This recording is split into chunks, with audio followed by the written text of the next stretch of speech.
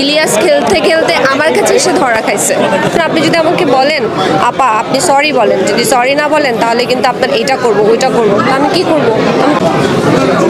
ইলিয়াস সাহেবের বিষয়ে আমি কথা বলতে চাই না। বলতে তো হবে, যেহেতু আপনি অনেক অনেক এই বিষয়টা আমি না ভাইয়া, আমি আর প্রশ্নের সম্মুখীন হতে চাই না, আমাকে মাফ করে দেন। না আপনি কেন আমি আপনার কাছেও সরি বলতেছি, আই এম সরি, আমাকে মাফ করে দেন। না যেহেতু আপনি অডিওটা ভাস করলেন আবার সরি বলতেছেন, এটা এতে করে তো আপনার সম্মান নষ্ট হচ্ছে। এত সম্মান নষ্ট হচ্ছে? আপনি অডিওটা ভাস করলেন আবার বলতেছেন যে আমি সরি, তাহলে এটা কেন করলেন সেটা বলছি। সরি বলতে আমি বাধ্য হয়েছি, তাই সরি বলছি। এখন আপনি যদি আমাকে বলেন আপা আপনি সরি বলেন, যদি সরি না বলেন তাহলে কিন্তু আপনার এইটা করবো ওইটা করবো, আমি কি করব? আমি তো সরি বলবো, আমি তো আপনার সাথে লড়াই করতে যাবো না। সরি বলতে বলছে? হ্যাঁ, আপনার আমাকে জনসম্মুখে সরি বলতে বলছে এবং আমার সমস্ত ঘটনা যে আমি বলেছি সেগুলি সব মিথ্যা, এগুলি বলতে বলছে। আমি যদি এটা না বলি সে আমার মালদ্বীপের সব ভিডিও জনসম্মুখে দিয়ে দিবে। আমি একটা সংসারী মানুষ, ঘরোয়া মানুষ, আপনি বুঝতেছেন, আমার বাচ্চা আছে, আমার ছোট ছোট বাচ্চাগুলো, ওদের কি হবে? আমি সরি বলবো না?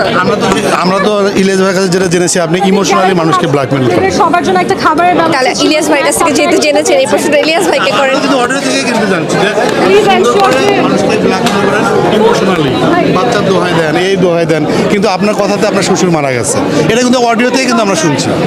আপনিও চিনেন না, ইলিয়াস ভাইকে চিনেন না। কোর্টের ব্যাপার, আমরা কোর্টে এটা নিয়ে আমরা আলাপ, এটা সোশ্যাল মিডিয়ায় এর বিরুদ্ধে অভিযোগ দিলাম, এগুলি করে কি লাভ বলেন?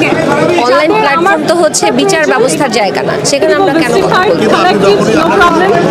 আমার মনে হয় যে আপনি একটা ইয়ে দেন যে অডিও আমি দিব, আমি এটা দিচ্ছি, প্রমাণ দিচ্ছি, কিন্তু আপনি শেষ পর্যন্ত সেই অডিও দিতে পারতেছেন না। কেন প্রমাণ দিতে যাব? আমার বললাম না, আমার ফ্যামিলি আছে, আমার পরিবার আছে, আমি আমার পরিবার দেখবো না?